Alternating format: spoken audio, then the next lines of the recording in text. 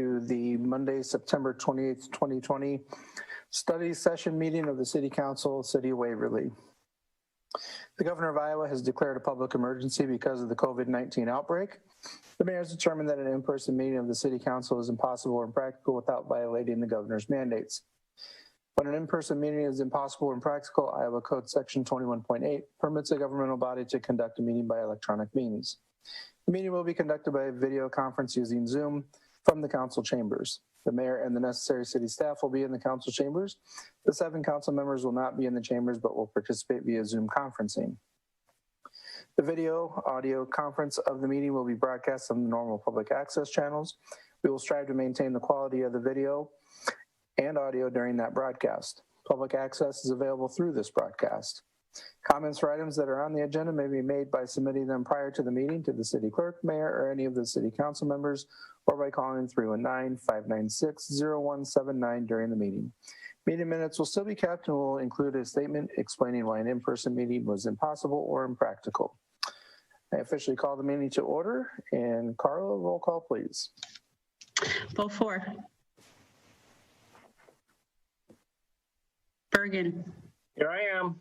Drenkow. Here. Glaser. Here. Kangas. Present. Rathe. Here. Schneider. Here. And I see Beaufore, but I did not hear her.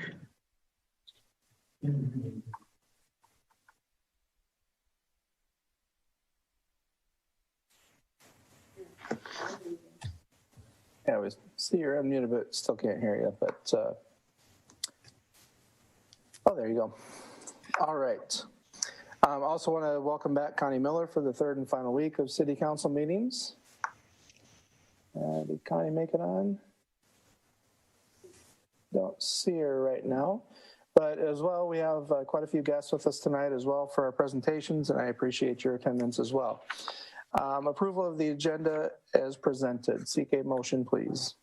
I'll move to approve the revised agenda as presented. Second. Motion by Schneider, second by Rathe. Any discussion? Hearing none, all in favor say aye. Aye. Aye. Opposed, the same sign. Motion carries.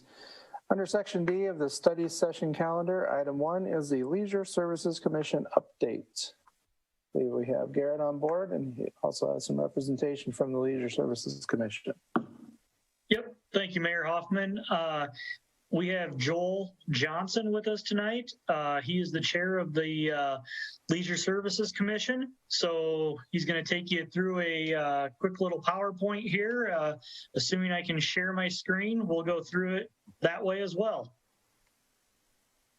All right, and I hope everyone can hear me. If you can't, shout out now. Sounds good. Okay. Ready when you are, Garrett.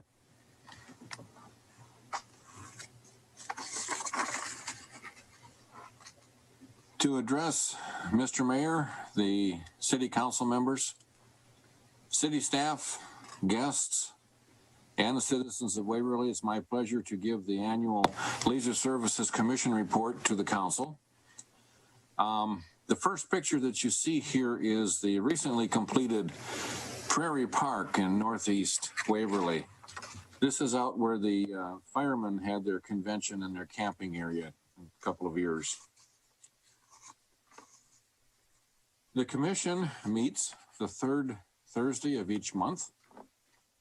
Scheduled timing is 7 p.m. and without the COVID, it was in the chamber councils at the Civic Center. We've done a couple meetings by Zoom, which seem to have worked out pretty well. This old dog learned a new trick, and so far, so good. Members of the commission include Tara Winter, our co-chair, James Carver, Derek Solheim, Brian Pins, Randy Neindorf, and up until the end of December, Sharon Cashman, who retired after serving nearly 20 years on the commission. And we are indebted deeply to Sharon and all that she brought to us over all of her years of service. Tasha Barrel joined us to replace Sharon on a temporary basis. Tasha has left the commission and the position is now open. And I understand that there are applications currently being reviewed to fill that position. And Councilman Birgen is our council liaison. And we thank him for taking the time to come and sit with us and give us a little feedback from what the city council is also talking about and how we can interrelate with all that's going on there. As you probably know, the Leisure Services Department cover all kinds of things in the cities, especially the parks. The Harlington Cemetery is on the list, the swimming pool and all that goes with it, the Civic Center, vegetation management, the trails, forestry, public properties, central business district, and for those who don't know ROW, I found out it is right of way. You learn something every day. Leisure services staff include Director Garrett Riordan, Office Manager Jen Troina, Building Superintendent Shane Potus, Ground Superintendent Paul Chevelle, Park Grounds Maintenance Corey Peterson, excuse me, Vegetation Management Eric Shares is lead, Grounds Maintenance Specialist Patrick Rinkliff, Cemetery Maintenance John Karstens, Civic Center Custodian Amy Epley, and we were fortunate to have 53 part-time staff on board for this past summer. The next slide shows the usual list of suspects, the leaders of the various departments of the Leisure Services Department. These are the folks that get it done every day for the folks in Waverly.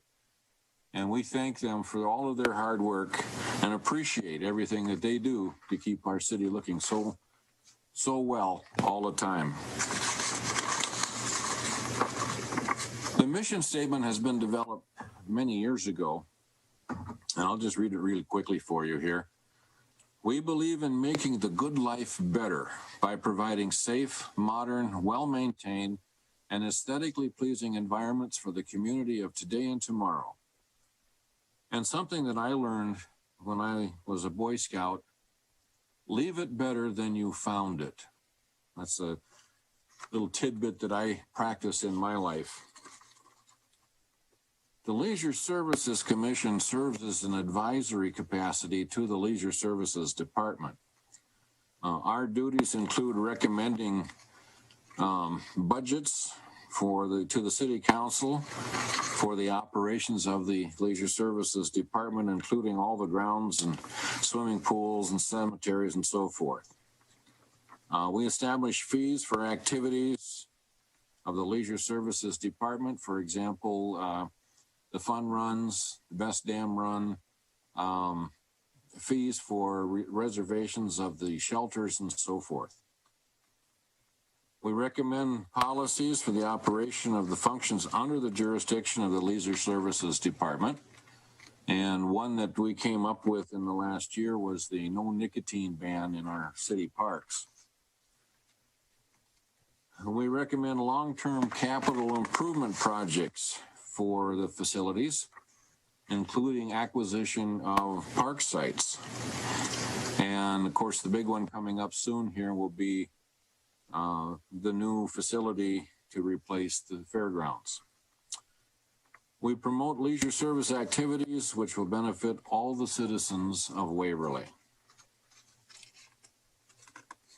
In addition to all of the things that the grounds crews do, Leisure Services this year has been busy with all kinds of activities sponsored and worked on by volunteers. Some of you have been able to attend our candlelight walk and our candlelight ski. In November, we had approximately 110 people come out for hot chocolate along the rail trail. We also had 12 dogs, and we had a nice little drinking fountain and some treats for the pups. The candlelight ski was successful. We had roughly 100 people for that one as well. Several came out on snowshoes, a couple on skis, and we had one fat tire bike with a very bright headlight on it. 64 adults and kids teamed up to plant 88 new trees in the city last spring. The volunteers were made up of family groups because of the COVID situation. And I see Garrett has a picture of that on the screen here.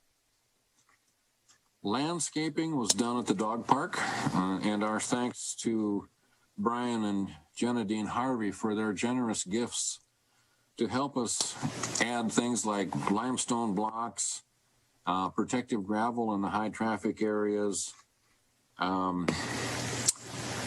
We've dedicated one section of the park as a natural native grass area, and we keep pathways mowed through there so the dogs can run and explore and sniff all the things that are out there. Waverly was also lucky to have been awarded the Healthy Hometown Award this year. That came with an award of $5,000. And here's the mayor and Mr. Garrett with cash in hand. The award itself will be used to pay for part of the mural on the side of the bakery, the pocket park between the hotel and the bakery there on Main Street. And I was downtown Saturday and saw them starting on that, chatted with the artist a little bit, and he's excited to do it. And I'll tell you what he had done Saturday really looked quite amazing, even as small as dent as he had made on that wall. It's going to be something awesome. We did, excuse me, we also got a grant here a year and a half ago or so, which we used to purchase a wind sculpture that is now put up in the pocket park there behind the Big Six, just south of the City Hall. So as you leave tonight, maybe you want to walk down there and have a seat on the bench that's been installed there as well, and take in the sight of the river and the new sculpture. As mentioned on the cover picture, the Prairie Park addition has been, or park has been completed, I should say. And you'll notice there in the picture that the basketball hoop on the left side has a small net in front of it. That slab was made big enough so that it could serve not only as a basketball court, but also as a pickleball court.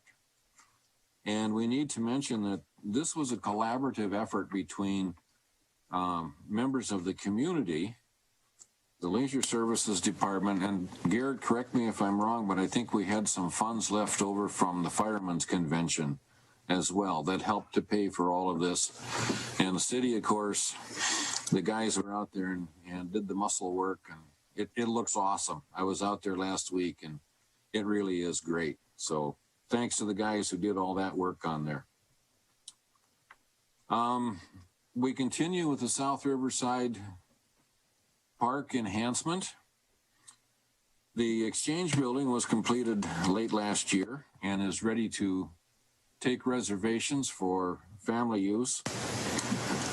Bids are now coming in for the new open-air shelter and the plaza, and City Council will be hearing more on this in the next couple of weeks as the bids are reviewed and timelines and such are developed. The new cemetery maintenance building has begun, and phase one, of course, of the Cedar River Park, the diamonds there, is well underway. In fact, the crew is now working on the east end, would be to the right side of the screen, to get that leveled out and finish up some piping and such that goes in there, getting it ready for the final grading, which should begin, I believe, next spring. Downtown Streetscape came to fruition this year. That's something that the commission talked about 2 or 3 years ago, came up with some ideas and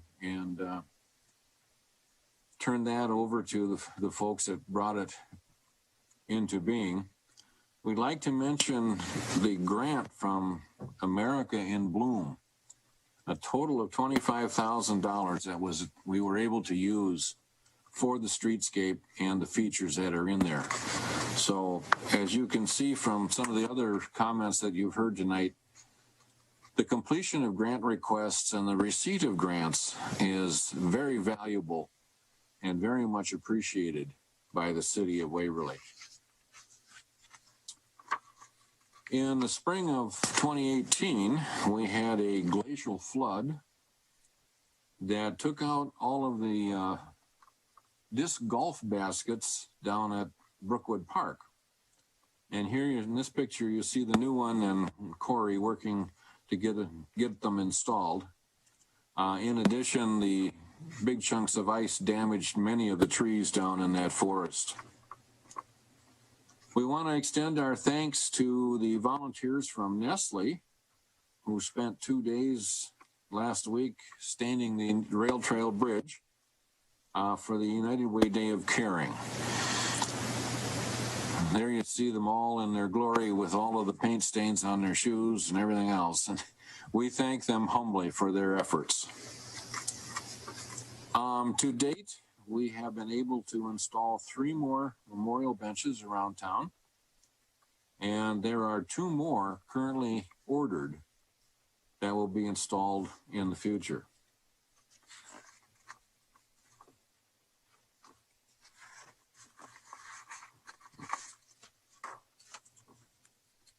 Bear with me here.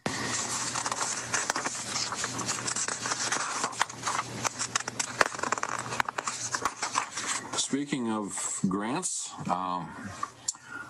we received a grant from Paint Iowa Beautiful, and that grant was used for painting and fixing up the fascia on the park storage building. You can see the picture here, it looks a lot better. And I commented to Garrett on the Facebook page, the before picture had snow on the ground, so I figured that was pretty hot paint. Challenges. We've had a few this year. We all know about COVID-19, all the extra cleaning that the staff had to do, personal distancing, masks, no more than 2 in a truck, and so on and so forth. As always, we have a struggle to find enough qualified seasonal staff to help with all of the extra mowing and maintenance that needs to be done during the course of the summer. The staff for the Leisure Services Department for years has had quite a heavy workload. And this year, of course, the addition of the streetscape duties as far as the planters and so forth. We were not able to open the pool, and the Civic Center has been open with limitations this year. There's good and bad with the pool. We saved some money in salaries. We lost some money in income. So there again, which way do you want to look at it? But still, I'm sure a lot of folks really missed having the pool open. Hopefully 2021 will be better. The future. It looks busy. Phase 2 of the Cedar Park Ballpark will be started in the spring with the final grading, which will eventually lead to fencing, sidewalks, parking lots, and all of the fine details to get the park almost ready to go. South Riverside Park, the new shelter and plaza should be started sometime late this fall and continue on into the spring. The cemetery maintenance building should be completed. I see there's a lot of construction materials down in that area already. Next spring, we will be installing a new water line for the community gardens. And here again, this is going to be paid for, partially at least, by the Community Fund grant. Community Foundation grant. Memorial Park will be coming up on the radar here in the next year. Some of us have already started putting together little files and folders and listing ideas and such for things that we would like to see down there. And of course, once all of the parties who will be involved in it get together, things will get rolling. And hopefully in 2022, 23, we can start putting Memorial Park to good use. The Park and Open Space Plan will be updated. I believe that's done every 5 years or so, is it not, Garrett? And the Leisure Services Department started some foundation funds here about 3 years ago. And TABRAE has been working to get some funds into these accounts. One is like an endowment fund, and the other they call a quasi-fund. That one is cash flow. So if someone donates $10,000 for use by the city, by the Parks Department, we'll put it in the quasi-fund, and then as things come up, we can draw those funds and pay for those improvements. So it's been a busy year.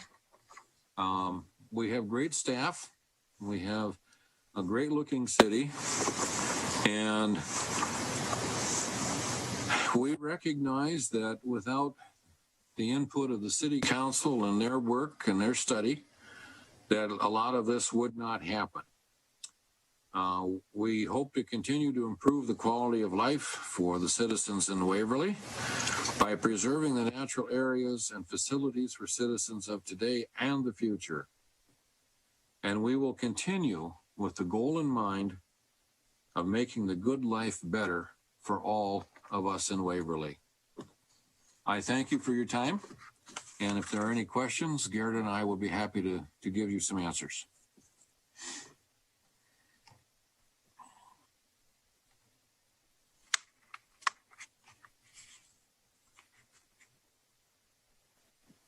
Anybody have any questions, comments, concerns? Could you speak to a moment on the lack of the dog swim this year? Oh, yes, without the pool, it would have been kind of a hard spring off the board. One of the other things that we have been informed of is that the state doesn't like to have dog hair in the filter system, even though we do it the last day that the pool is open. So there are some new regulations that have come out regarding dogs and swimming pools, public swimming pools. So we may well be losing that good little program in the years ahead. Yep. As Joel said, the state has put on a lot more regulations for the dog swim. The main thing from our side of things is they will be checking to make sure that the pools are circulating continuously, filters are filtering the water, and we're not able to handle all of the dog hair that would come through there. So that's the main concern for dog swims in the future. Well, I think the Leisure Services Commission does a fantastic job. I think you guys really put things together well. I just have one comment, I guess, on the scale building in South Riverside Park. Mm-hmm. I know there are public restrooms in that building. Is there a sign on the outside of the building that lets people know that there are, in fact, public restrooms in the building? Because a lot of times if you're looking for a restroom and there's no sign, if people don't know that it's in there, they may not understand that it's open for their use. I believe there either is a sign or will be a sign, right, Garrett? That's correct. I don't think that there is one there yet, but we do need to get one there, and that is in the plan to get a public restroom sign. Yep. Yes. And thanks, Rod. Yep. Is And that Rod, the, just so you know, sorry, it's this on. is Connie. Is that the one by the farmer's market? Is that Yes. the building? Yes. Yeah. So there was earlier this summer just like a piece of 8.5 by 11 computer paper with a sign, and it was in a plastic, protector okay. page. So a very temporary sign. But I did have occasion to use that at the farmer's market this summer, and it was really nice. Very, very good job there. Good. And Connie, that sign that you did see there, that was, we had put that there just for sanitizing purposes and to letting people know that they were open. Yeah. But yeah, there's not an actual restroom sign. No. A permanent sign. Yeah. Correct. Yeah. Well, it's a nice facility. It'll be great when the sign's there. Thank you. Yeah, I just want to thank the commission, and I think we have great staff with Leisure Services. They are hard workers, and it's a lean operation. And I'm wondering, Garrett, as you look forward a few years, are you anticipating needing to add any full-time staff, once we have the ball diamonds and expansion of Memorial Park? What are your thoughts on that? Yeah, we are very thin right now. It's absolutely amazing to me how much staff gets done with what we have. And that's all leisure services, but parks got hit kind of hard this year with all of the new watering of the flowers on Streetscape and just some other added areas. So yes, looking ahead, for the ball diamonds, we are definitely going to have to add more staff. I don't know what that looks like yet, if it's going to end up being a full-time person, if it would end up being, split with another division. I haven't got that far into it yet, but when we get to that point of the ball diamonds, how they're going to have to be maintained and manicured and all that, we're definitely going to have to add somebody.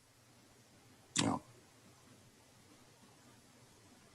And I must comment as well. And as I drive around town and see these guys out with their lawnmowers and their weed whackers and all of the things that they do every day, I'm amazed that it all gets done, and it gets done very well. We're very proud of the staff and the folks that are out there doing it for the city of Waverly every day. Thank you very much, folks. Thank you, Joel.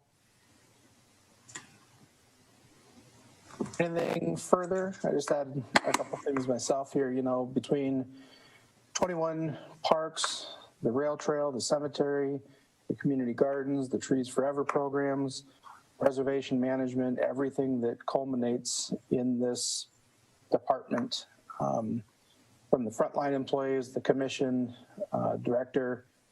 It's a very well greased wheel that keeps moving very efficiently, I believe. So thank you all for your efforts. You're very welcome. We're glad we can do it for the city. Thank you, Joel. Thank you, Mr. Mayor. All right.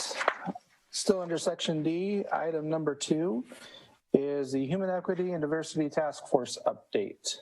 I understand we've got Mr. Shane Blackledge, the chair, and our secretary, Amy Kangas, with us this evening.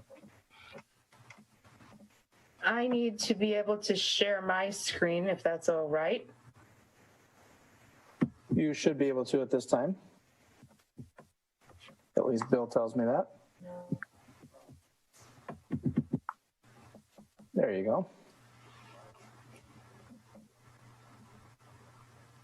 Shane, when you're ready, I'm ready to go. All right.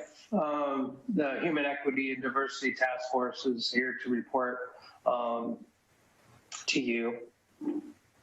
Let me see here if I can get it up. You can go to the next slide. Go to the left. Go to the left.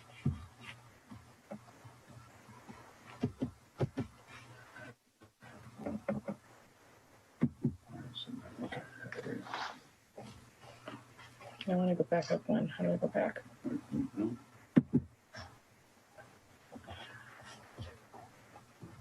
Small technical difficulty. I'm using Tim's computer and mine this evening. All right, there we go. Just a little bit of background on how the task force came about. At first, there was the strategic planning in 2018.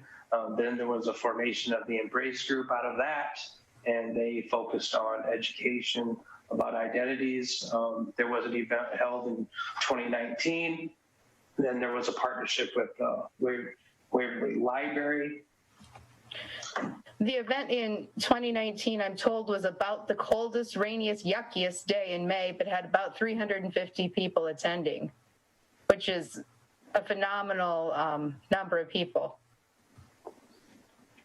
And then after that, the Embrace Council presentation took place on June of 2020. And out of that, then was the creation of the Human Equity and Diversity Task Force. Now, next is a list of task force members. Do you want me to read them all off?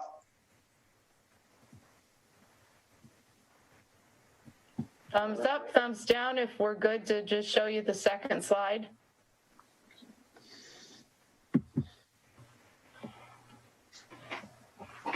All right, all the task force members are listed on the slide.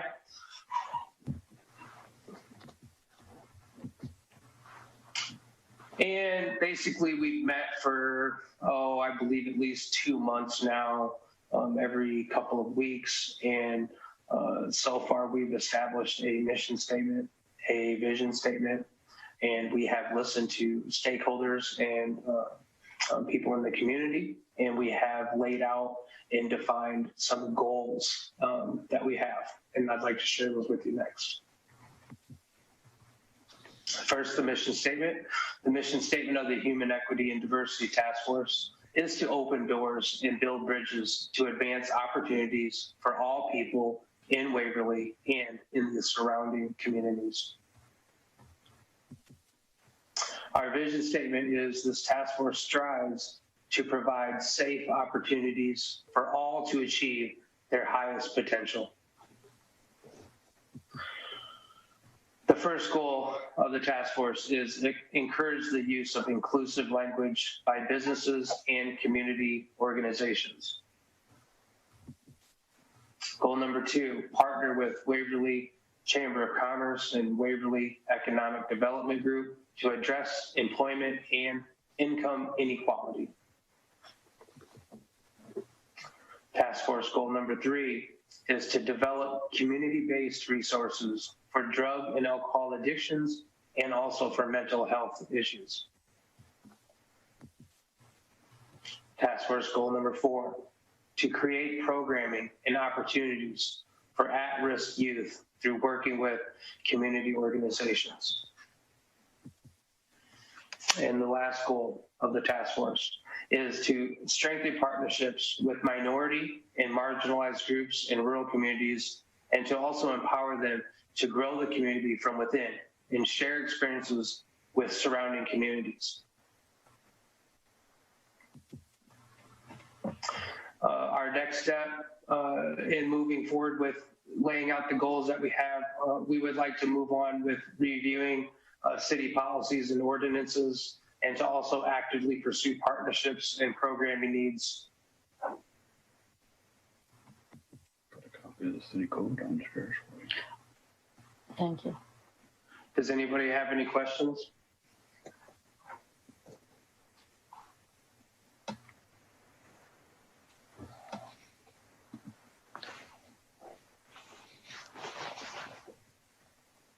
I don't know if this falls in the category of a question or a comment.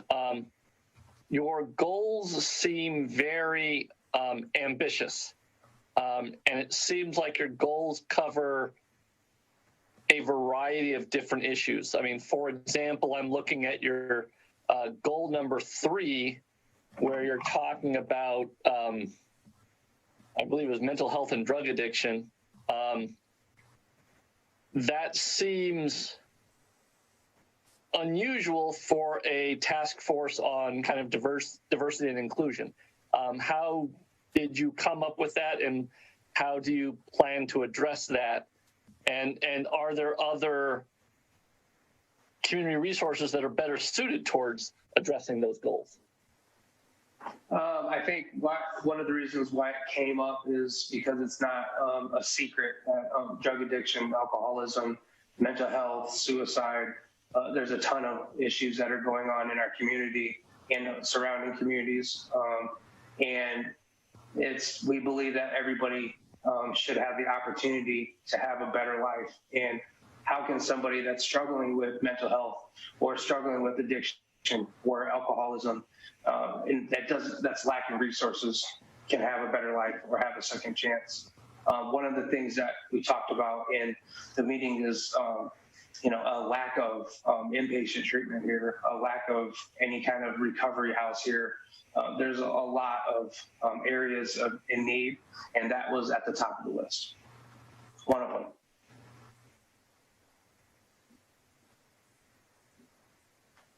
To piggyback on what Shane has said, there are resources that exist in Waverly, but it is making them available, making them well known to some of the perhaps minority groups who may not seek them out because they see them as not directing services or not directing care to people like them, really to be a bridge to, regardless of your income, because we talked about income equality, we talked about job availability, knowing a number of minorities are students at Wartburg and partner with the international programs there.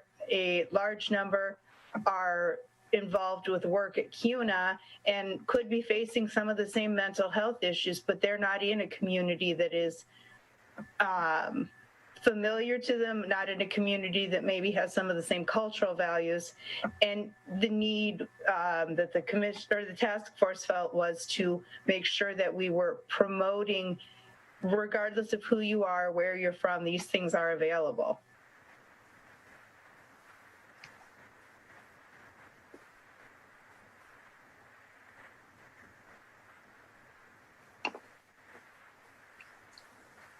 I think at one time there was some discussion, or at least some ideas being batted around a little bit about some ways of recruiting more minority groups to locate, or people of, that were part of the minority groups to locate here in Waverly. Has there been any discussion about that? Is that something that might be included in one of the goals? Yeah, that's actually been a part of the discussions at every meeting on how can we, reach out to minority groups and include them in events that happen in Waverly. And we've talked about even trying to put on and promote some events through the schools or through the library, or maybe partnering with Embrace on doing an event in the future. So that's been definitely talked about for every meeting that we've had. Have you had any conversations with the Chamber of Commerce? I know they have a new Waverly Welcome Home marketing campaign. Are we making sure that their marketing campaign includes marketing to a diverse populace, that the kind of the faces that are being used there are not uniformly white? Have we had any conversations with the Chamber of Commerce about that? Heather, can you speak to that? I know you have had some initial conversations with Travis. So I have had a few back and forth emails with Travis. He's unable to come to any meetings at this point. He's trying to figure out somebody that would be able to come to the meetings, but he's very interested in hearing what we have to bring forward. And I think we kind of discussed how can we make even pamphlets on a piece of paper that we're handing out or advertisements more inclusive of minorities, all races, just to make those pamphlets and advertisement more diverse. So that he's willing to work with us. He just is unable to come to the meeting on Tuesdays evenings.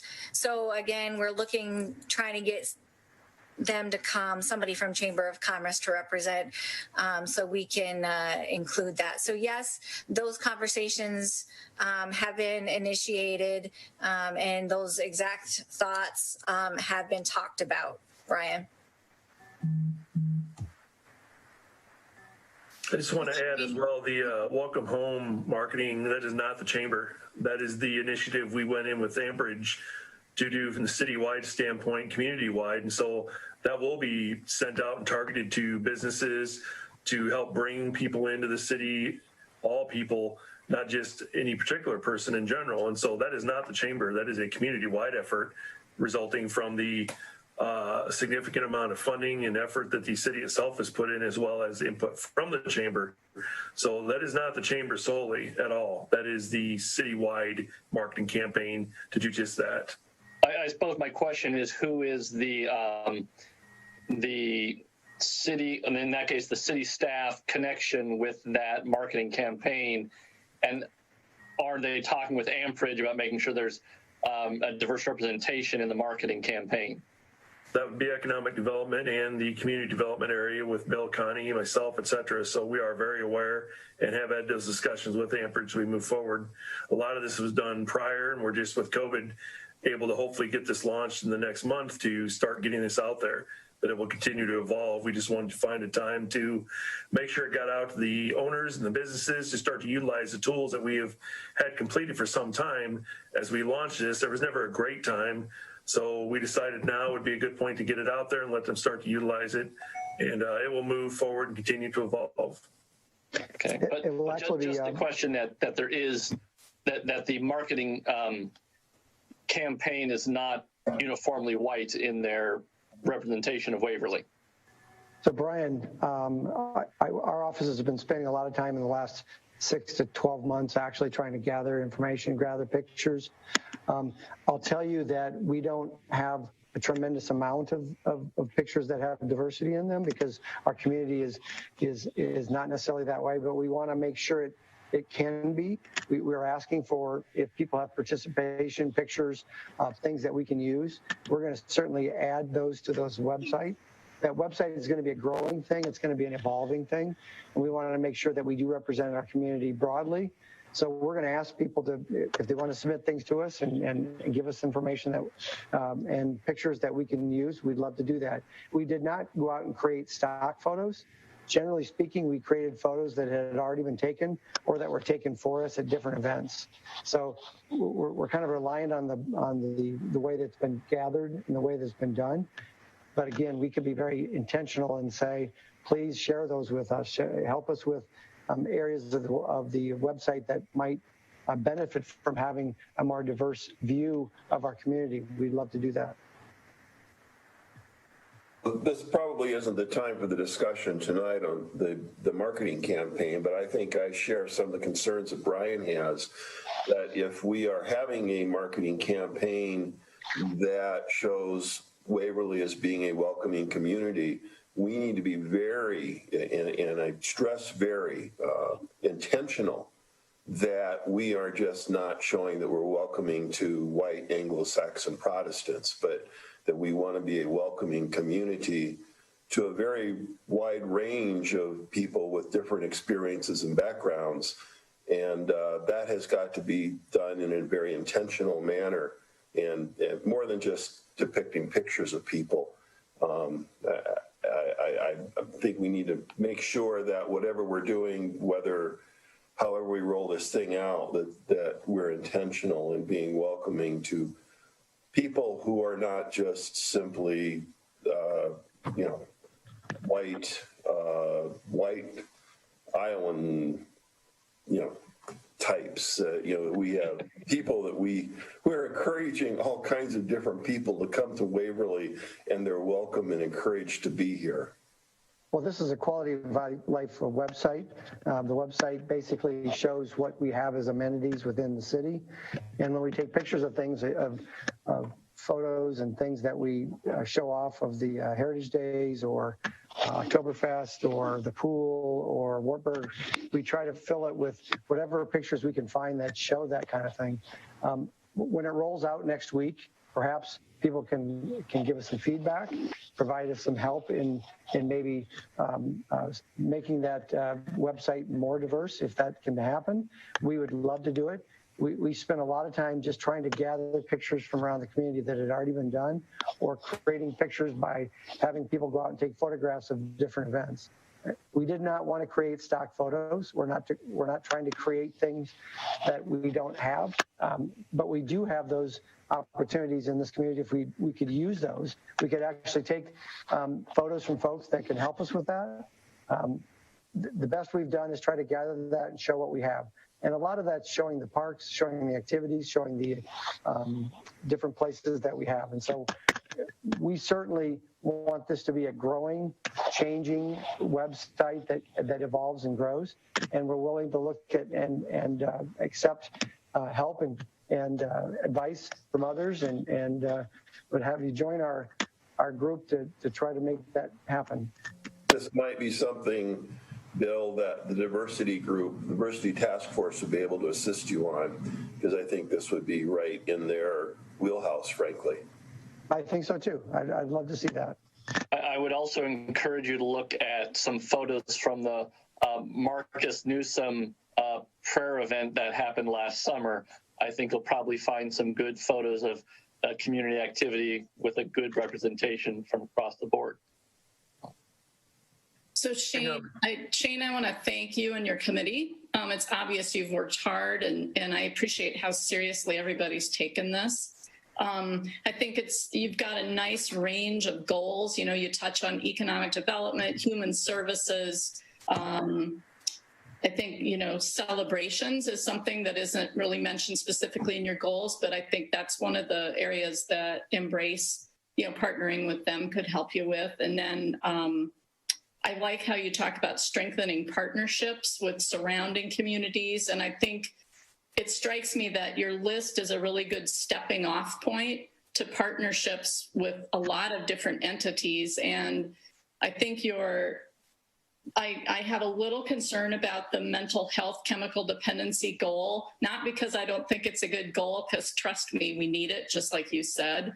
But I do think that, the city doesn't have any funding for human services, but I think the weight of this task force and, if you've gathered input from people around the community that this is a big need, that would be very useful information for you to go to the county with, especially the County Board of Supervisors, and talk about the need for funding. And so I think some of the goals you've come up with might end up not being the diversity task force's primary pusher for those goals, but to be, keep it in the consciousness of the community and make sure that the county knows what an important issue that is for people of all backgrounds. I'm wondering, what did you hear? What did you all hear from the community about whether this type of commission would be needed in the community and could be useful? And how did you gather? I'm interested in how you gathered input from people in the city. Well, that's a great question. What we did was we asked all of the task force members to go out over the course of 2 to 4 weeks and talk to their neighbors, talk to their coworkers, talk to people that they know in the community, and just get some feedback. And that's what we came back to the table with, was a whole bunch of goals. And we kind of tried to get it down to 3 or 4 or 5, and we ended up with 5, and they're very broad. I get that, but I do want to stress that the main focus of this task force is to create a safe environment for all people, and that's exactly what I think our city wants in Waverly is to welcome minorities, to welcome anybody. It doesn't matter who you are. You can come to Waverly. You can live in Waverly. You can get a job in Waverly, and you can feel safe living in Waverly. And so that's the ultimate goal that we have here, is that we can create a safe place for people to come and live, and for people to, can do what they want in life, grow up and have the opportunity to be whatever they want to be. So as far as talking to people, some of the main concerns that we had were lack of resources for mentorship. That was probably one of the most brought up conversations was what can our youth do after school? And if we can create a mentoring program in Waverly, maybe we can bring Waterloo youth and bring them in, or Cedar Falls and bring them in to an after-school program, or maybe a summer program where we can teach them trades. We can teach them how to swing a hammer, read a tape measure, or whatever it is that these skills that we all have, we can teach them to do something at a young age, so they're motivated to. Instead of going out on the streets doing drugs or selling drugs or whatever, they can take a trade and learn it and then go from there. Another thing that was brought up was a lack of daycare was one of the concerns that we got from several people. Mental health, drug addiction, and just the lack of inclusive language.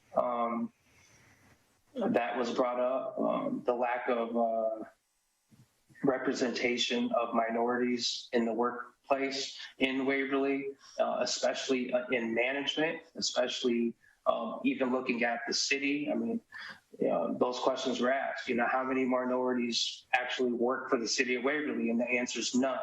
And to me, that's a problem. And how many managers or supervisors or business owners are minorities? There's not very many in Waverly, and to me, that's another problem. So a lot of stuff has came up, but I think we're moving in the right direction.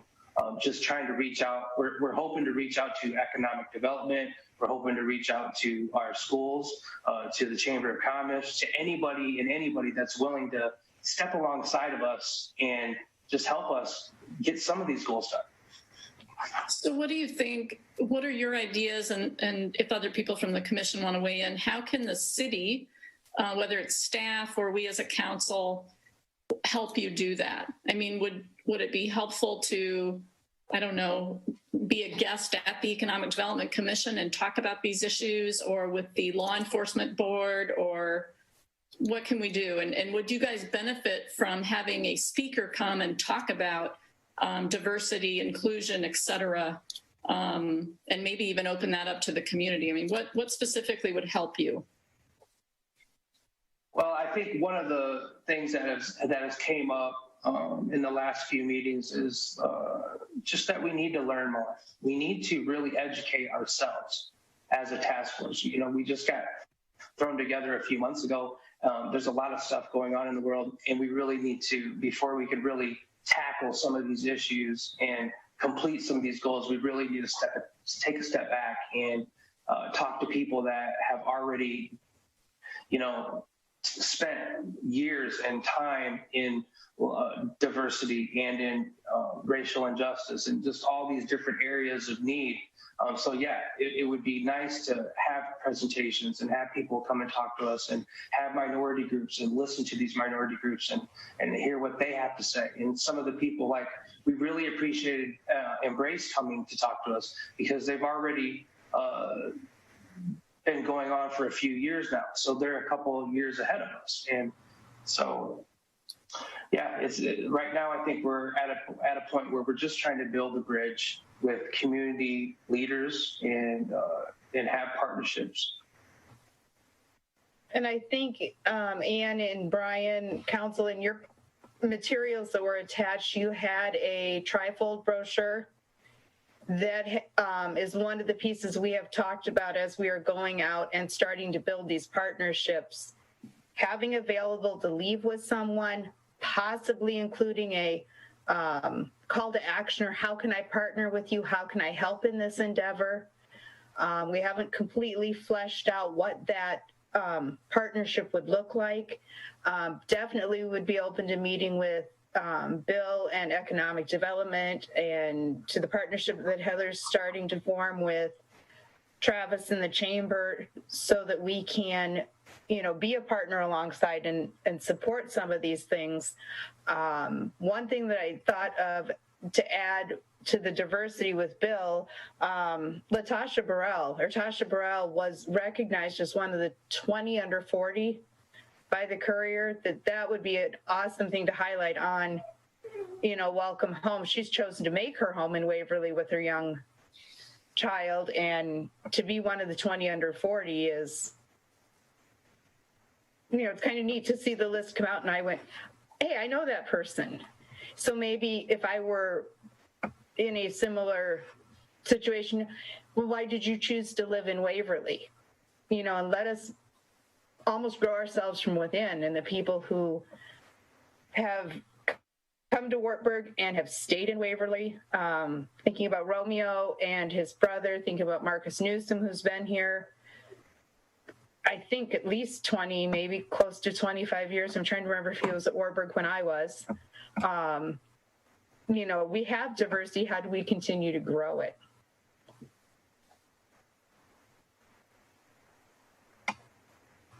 Yeah, and I think in the interest of sort of not reinventing the wheel, if other people have done it, I found some really interesting stuff online this weekend when I was thinking about tonight's topic. And there was a diversity workshop over in Spencer at Iowa Lakes Community College, I think, that looked, and that's a small town. It's and James told me this, you aren't going to find too many cities our size that have a commission like this. But in my opinion, that doesn't mean we shouldn't do it, right? But there's really interesting stuff online. And that workshop in Spencer was one of the only things I found that a city our size was doing. But Beaverton, Oregon had an excellent document about their task force and how it was created and the goals they had. And then it showed steps that they'd taken to try to reach their goals and what they'd accomplished. Another one was from Renton, Washington. I mean, these are bigger cities, but I thought they laid out really nice blueprints for how this work could be done. And even a city our size could take some pieces of that. And you actually have, some of the goals you guys came up with are very similar to what they did. And so it might be a nice place to take ideas from. But the workshop in Spencer caught my eye because the speakers were from Cedar Rapids, so it was sort of a within Iowa project, and might be something that we could reproduce here, without a huge budget. So I'd be happy to send you, clips of what I found, but I just sort of Googled municipal diversity task forces, and that's what I came up with.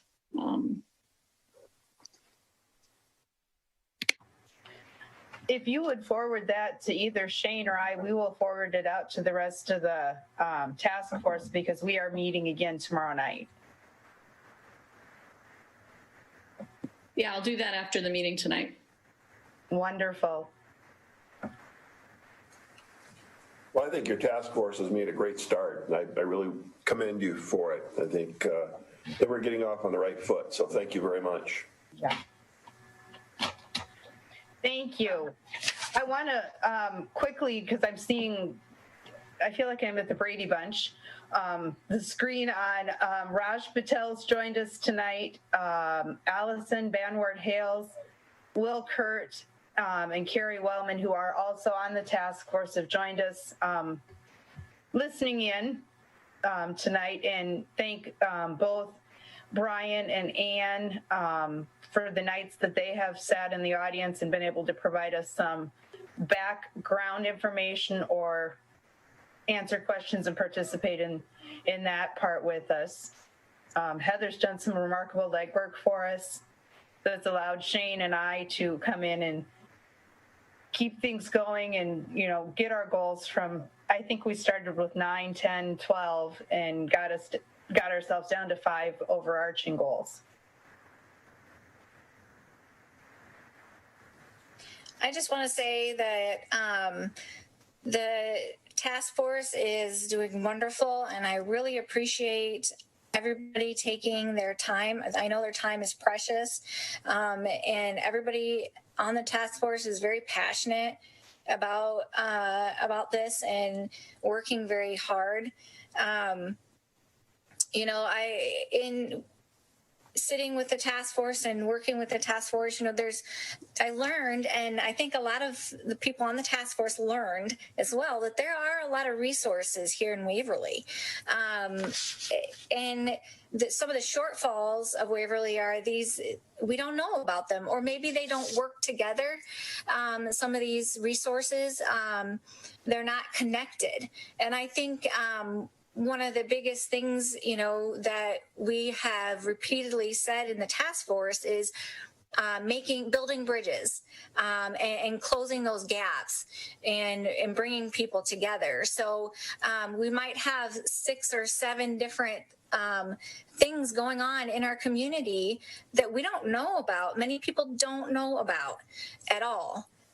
So there's one shortfall that we have that maybe this task force, I think, will be successful at, is bringing some of those different things together and, like we said, bridging those gaps. So I just want to really commend and thank the task force for all their hard work and for the opportunity to be able to work with you guys. So thank you.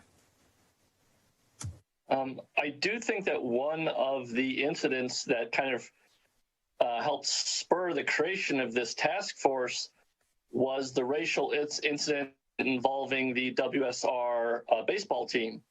Have you had any discussions regarding the high school baseball team and the incident there and potential responses within the community to that?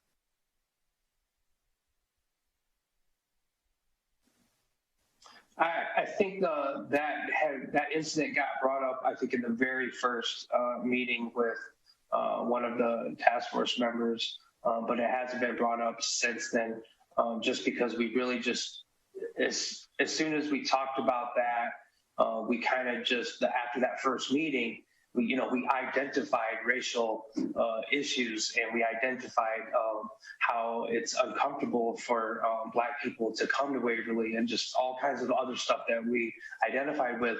But right away, we just got to work that second meeting with a vision statement and a mission statement. And our focus was really just on creating some goals and creating the vision and the mission of, you know, who we are and what we want to do, and not really focus on those incidences in the past. Of course, you know, I think in the future, those incidences in the past and that come up, we can talk about that much more in the future. But I think right now we're just really just trying to focus in on, you know, what are we here for? You know, why are we here? And what are we trying to accomplish? Like, again, we're just starting out. We're only a few months in. I really think that we can make a huge impact on our community for generations, for our children and their children, by coming together as a community, pulling leaders from all over our community together. Like Heather had said, building the gap, building the bridges with other stakeholders and other community and minority groups, and just everybody. We can just pull together in unity, in peace and love. We can really make a really great place for people to come to live.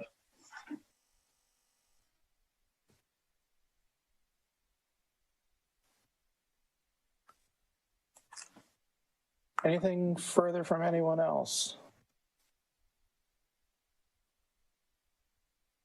For me, I appreciate all the time and effort that's gone into this. The meetings that I've attended from, except for the first one, I've attended from the observer point of view. I wanted the task force to be able to conduct their business without any insinuation that I had expectations preconceived for them. So I've taken a back seat when I've been available to make those meetings. So I appreciate the work that all of you have done in that, the ones that have joined us here tonight on the Zoom meeting, and also those that aren't able to be with us this evening. So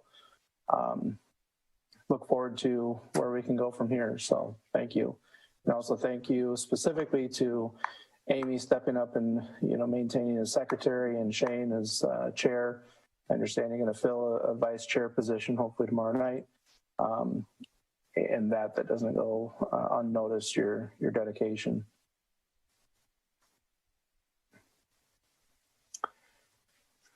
All right, we will move on to item number 3 then. Citywide Spring Cleanup Day.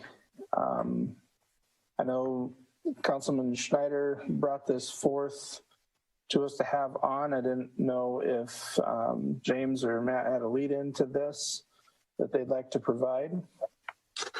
Yeah, I guess I would just start by saying I've lived in communities that have done it just a little bit differently, and I do think that a spring cleanup, a formal spring cleanup, is part of a part of public works that can really make citizens happy, and it can make it a lot easier for citizens. And I also believe the way that we are currently have it set up, I think that we can also make it a lot easier and possibly more efficient for city staff. When I went back and looked at it was Evansdale, by the way, that I'm talking about that I used to live, and they had a good program. I went back and looked, and it looks like they've since changed their program to be a bad program. And I don't know what happened here. I suspect that through the years, I don't know if landfill charges kind of creep in and they start kind of, councils start kind of pecking away at this, but I suspect that's what happens. But I did find several cities. Johnston, Iowa was one that I thought had a very reasonable approach to a spring citywide cleanup. And if the council or staff wants to Google, I think if you just Google Johnston, Iowa spring cleanup, it should be the first thing that comes up there. But essentially what they do is they allow the residents so much of a 8 by 5 foot flatbed truck space in their yard for the spring cleanup materials. But I guess I'll end there. And James, if there's anything more that I missed in that. No, not at all. We've just provided what we currently do. Mike Cherry, I want to thank him for doing that. If you look at your packet, there's an extensive list of what we do, how we notify the public, the charges for each item, which is basically just the dump charges at the landfill. We cover all the labor, the hauling. It's just one of the many, many services that Public Works provides in general. And at the end, you see that list of services. I know we've looked at it budget as well, but it's in the newsletters. It's literally everywhere. So I didn't have any preconceived discussion tonight about it necessarily. I know Mr. Schneider wanted to kind of put it out there and discuss it a little further. So that's why we have that information out there. We currently do charge, as I said, certain fees for certain products.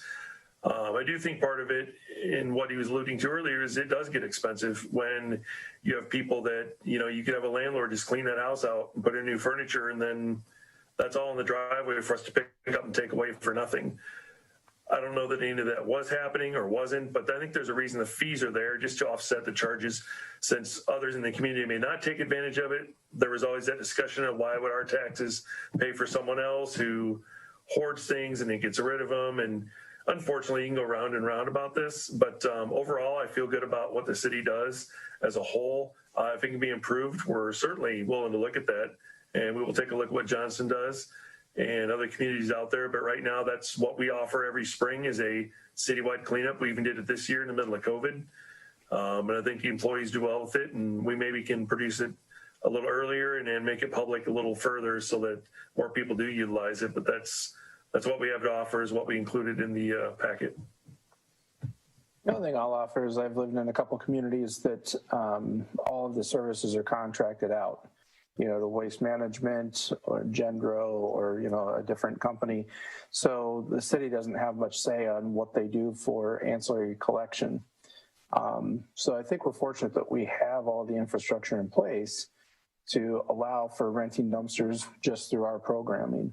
That we take pride in that we can handle that influx of, spot here, there, everywhere. Somebody needs a dumpster, we've got it. Some of the other communities that have done this that I've been in the past, they get kind of bombarded because they're picking up everything outside of the normal everyday trash. And some of those contracted services, if it's not in a bin or in a bag, they don't have a citywide cleanup day as an extension. And if you want a dumpster, it kind of comes at a premium through those services. So I think we're fortunate here with what we've got. But I'll concede with what James stated as far as if there's an opportunity for potential improvement, absolutely. I would think that we would discuss it, or the council would. And one thought here too, we're we're charging $25 to pick up, like if I wanted Public Works to come up now and pick, well, not now, but come up and pick up. So there's a $25 charge there outside of the, outside of the citywide cleanup. I guess I would like to, would it make sense to look at changing some of that behavior and doing less of that throughout the year and pushing more of that activity inside a week, thus creating some efficiencies there for staff? I think it's certainly something we can look at. I think the reasoning is, so as the mayor said earlier, we're not bombarded with so much coming in. And a lot of it for people is if I want to get rid of it, if I just missed it, I got to wait a year to get rid of it then. And if I don't have the means or ability to haul it, I have to hire somebody to haul it. And so we just offered as another service to allow people to remove certain items from their property at a very reasonable rate so they don't have to keep them sitting there. There's some people that have a lot of things sitting there that I hope they're wanting to get rid of and just haven't. We can certainly encourage that and help them. But I think, again, it's all up for discussion. We can certainly do something different. That's just the reason as to why we have it now is you hear from people that I wish I could get rid of it now instead of waiting until next year when they replace a water heater or they replace furniture or things like that. It just is to help them kind of alleviate that issue and also so we don't get everything within a week's time frame, so we can hopefully get everything accomplished. But otherwise, absolutely, we can certainly look. So Matt, were you thinking of this like a day of service, like a volunteer effort to help clean up various, right-of-ways and parks and even private property if people wanted assistance? Or were you thinking of this more from a city services efficiency standpoint? I wasn't sure. Yeah, I think definitely from the city services efficiency standpoint, but if the city, if we look at this and they say, hey, yeah, we should tweak this, I do think that we should talk about turning it more into a kind of a publicized event. And perhaps it's, an opportunity for, a group to help elderly people move a freezer from here to the curb. A cleanup week. It's so healthy to get that garbage out of people's homes, and especially in a flood town. And not that it's going to flood, but you want less stuff when things happen like that. You definitely want to be decluttered.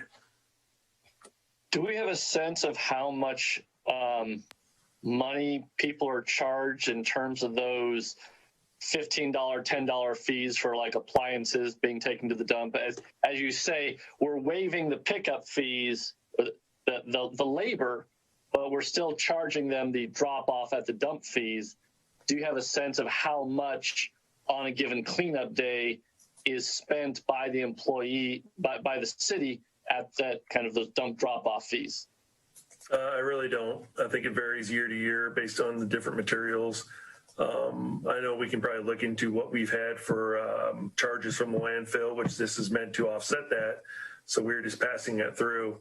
The other thing is, and I was reminded of this, that if you don't want to have us pick it up, you can always haul it to the Public Works area and have it taken yourself all year long. They'll dispose of appliances, et cetera. And again, there's a fee, but you can also do that without the city coming to pick it up and charge you the $25. You can take it out there, and it's a little different fee structure. But But overall, I don't know how much that is. Brian, I'll certainly look into that and see if we can't pinpoint kind of what we've had charged over the last year or two, or as far back as we can go if it's efficiently able to do it, and just see what it has benefited.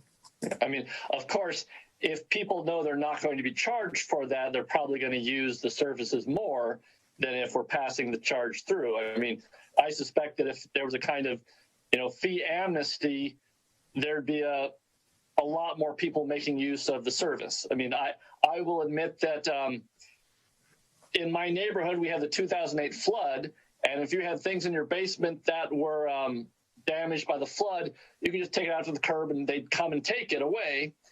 And I'm pretty sure there were people who had items that I'm not sure how flood damaged they were, but they took advantage of the opportunity to get a free pickup of the garbage in their basement they needed to get rid of. So I do think that if we did have that free opportunity to get rid of garbage, we would have a lot of garbage to pick up. So I don't know how generous we as a city want to be to subsidize people cleaning out their basements. Well, and nothing's free. I mean, and the city of Johnston even says they've calculated it's $6 a year just for this day. So make sure that you use it. But either way, it's garbage. It's going to go. The city's going to pay the per ton charge, whether it goes weekly or if it goes during this week. It's all going to go one way or the other. It's going away. Right. But the question is everyone paying, or is it going to be a user fee structure? I mean, we could certainly, as a city, subsidize, an amnesty day like this if we so desire, or we can try to pass that on to the people who are specifically producing the garbage that is filling up the landfill. I would believe, Brian, that the amnesty theory has good potential. I think it would be easy to figure out that, okay, on Monday, Wednesday, Friday of this particular week, the large bulky item pickup fee would be waived. You'd still have to pay the individual fees for that pickup. But then, if you've got 3 guys going out or 2 guys going out to do that pickup around town or whatever, what their wage is and a work day that they're putting into it. You'd know what that cost is going to be. I mean, I feel like the system we have in place is a good compromise, that we're waiving part of it, but there's still some skin in the game so people don't take advantage of the system. I like the solution that our city staff have come up with. I like people to get rid of garbage because it's good. Holding that stuff back is just not a good thing. And I'm not a subsidization person, but we should subsidize this. Garbage needs to go. We need to get that out of our city.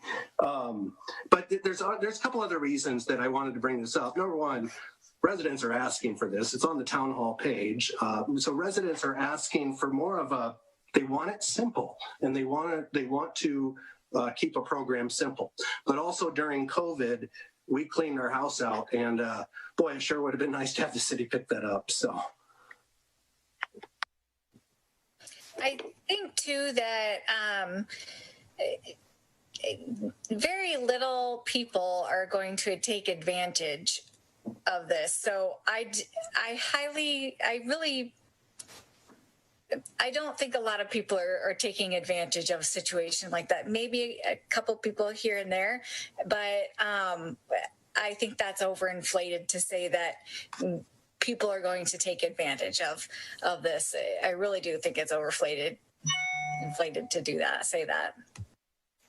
I do want to say too that Public Works does an awesome job with trash. I mean, that's the best sign of government is like one that doesn't exist. You put the trash out and there's like never any problems, and it's excellent. So hats off to Public Works. Yeah, it's always a win when you put it out there and it disappears, right? Just a friendly reminder of some of the programs that we do have in our community that go hand in hand with this. St. Paul's has their scrap metal drive that they do, usually annually. Peace United Church of Christ does the same thing. They're not at the same time. So there's a good benefit towards organizations that put that money back into their programming. And then Waverly Utilities also, if you pay that $15 to get rid of your refrigerator or freezer, and I think also a washer or a dryer, you can go to their rebate page on the website and they get $75 for each appliance. So they want those items recycled. So all you have to do is take it out there or arrange to have it picked up, pay the fee. So if you've got a freezer that you can get out to your curb, pay the $25, pay the $15 disposal fee, and keep your receipt and submit that to Waverly Utilities. You get some Waverly bucks, which will basically make that entire process free for you, and you get maybe to go to a downtown business and spend the rest of it. So it's a reinvestment back into our community as well. So keep that in mind. I think there's a limit of 2 per year until funds run out. So go ahead. Can I ask a question? So the church, when the churches do this, the scrap metal drive, is there, how would people know about it, or how would, that get advertised so people do know about it? Yeah, so usually up at Four Queens, the Lions Club sign will be posted out showing that that's going on. The Facebook pages of, the churches that are hosting these, broadcast those out there. I know I've shared them on my Facebook page, my personal profile, and my Hoffman for Waverly page. I've seen other council members share it as well on their stuff. So I guess it goes back to just that community engagement. Facebook isn't everything, but maybe that's something that we can also share possibly on our events page with the city as a possibility. Yeah, I think that, if the city could help, advertise something like that as well, I don't know. It's just a suggestion. Then maybe more people would know about it. Mm-hmm. So.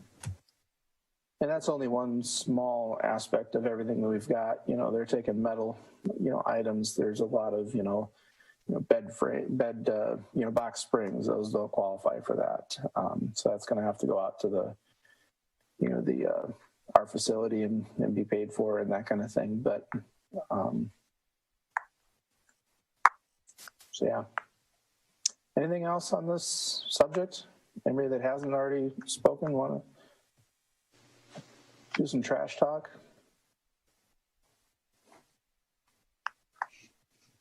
Leave it to Mike on Mondays when he gets back on K-Way then, I guess. All right. We'll move over to item E, which is our reports from boards and commissions. Item 1 is the Bremer-Waverly Law Board minutes from August 10th of 2020 that have been received into record. Item F is staff updates. Mr. Bronner. I don't know that we have any tonight. I just want to remind council, if you haven't sent me a list of your individual items for the strategic planning at the end of the next month of October, please do that. I know I have a number of them in, but I want to make sure everybody has an opportunity. Should be quite a list, but other than that, I think Carla may have a brief update, but I think that'll be it, sir. Okay, so this afternoon I started what is known as a thunderclap, and I sent out a lot of emails, probably a couple hundred, and asked people to post that on their Facebook page and share it and ask it to be shared and so forth. I'm hoping that we get a really good response from it, just to have a little fun with it. Now, I think most of us have heard how the California federal judge had passed that now it's going to go till October 31st. However, the Trump administration is trying to appeal that, so we really don't know the outcome as far as when the last day will be. I just ask people to complete their questionnaire early and get it done. I spoke to an enumerator this afternoon who said that we've actually had enumerators in Waverly since August 27th. Which we've only had 2 of them stop in at City Hall. So that kind of surprised me a little bit. The poor guy was looking for an address on First Avenue Southeast, and that's what the census had, and it was supposed to be First Street Southeast. And so the enumerators have a little bit of going on as well. So help them out, answer their calls, get online and do the survey, or you know, send it back in by mail, but that would be great. We are up to 76.8%. Now that is only of the self-response. That means the people who have self-responded, either gone online and done it, sent theirs in on their own, or participated over the telephone on their own. If it's an enumerator getting a hold of them, that's not counting. They're saying about 15 to 16% in Iowa are non-response follow-ups. So if we're in that average, we're looking a lot better than we did in 2010 of an 82.7%. So yeah, just keep the momentum going a little more longer. I know it seems like that's all we hear about, but I live it daily. So that's all I have. I will say I appreciate your enthusiasm, Carla, and your dedication to getting this accomplished. The numbers need to be there. It really does. Like somebody had commented on my post that, you know, it really should be much higher than that. It just takes about 10 minutes of your time if you do it online. It really is just a brief process. So I thank you for your dedication and commitment to that. So council comments. I'll just start up in my top left. I've got Mr. Drenkow. Nothing tonight, Mr. Mayor. Thank you. Thank you. Moving along to Ms. Rathe. Nothing from me, thanks. Mr. Birgen. Nothing tonight, thank you. Mr. Glaser. Just wanted to briefly thank the Historic Preservation Committee or Commission on inviting several of us to sit in and listen in on Zoom tonight. I know there are several council persons on the call. It was nice to hear a different perspective and some viewpoints. They had a speaker come in from the state, so I appreciated putting that together and listening to another perspective. So thank you. Absolutely. Next is Beaufore.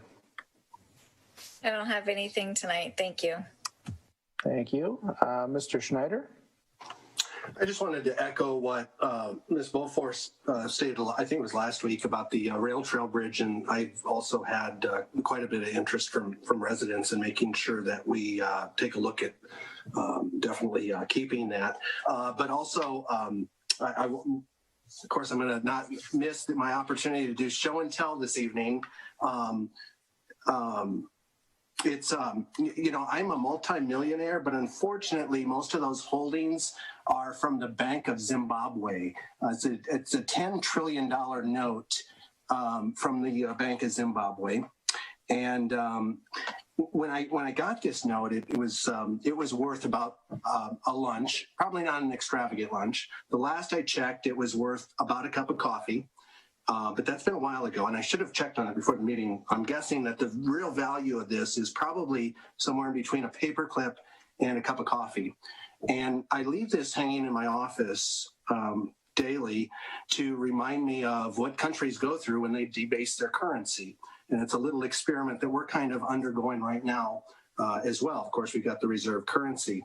But it is important, you know, as we think about business, and the city is a business, that you know, what happens to people when these currencies kind of slip away like this, and what happens to, you know, the cost of bridges and everything. So it's important to study this and to remember, you know, what happens with runaway currency. So if anybody would like to trade for anything more than a $5 lunch, you too can be a trillionaire. On credit. All right, Mr. Kangas. I just wanted to kind of make note for people that prior to our next meeting on Monday, but Monday the 5th is the first day for in-person absentee voting at the county courthouse.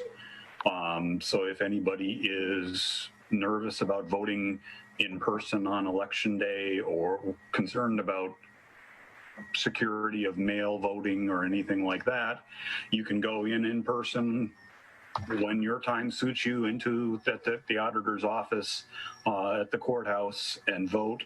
I'm sure they'll have some satellite voting spaces. They usually have a couple of those that they will open up during the month of October too. But certainly, you know, if you want to get it done and get away, the other nice thing about that I've found out over the years is if you do go in and vote in person early like that, your name gets taken off of call lists. So campaigns and political parties don't call you because you've already voted. They're not going to waste their time on you now for at least that time period. Tim, my understanding was that the auditor was opening up their remote polling place at the old Mauer Ice Center building. That's correct. Hear that? So I don't think they actually go to the auditor's office to vote remotely where they could. I think they would be redirected to the old Mauer Ice Center building. Now that you say that, I think you're right. I remember hearing that. Gives them a little more space. Yep. And I believe there will be at least one satellite voting day at Wartburg College. I don't know the actual date that it's scheduled, but I believe they've got one scheduled at Wartburg College. Yeah, I think in the past, if I recall, they've done one at Wartburg and they've done one out at Bartles as well. Yeah, I believe with the contingencies with COVID, I don't know as if Bartles will be hosting their satellite there.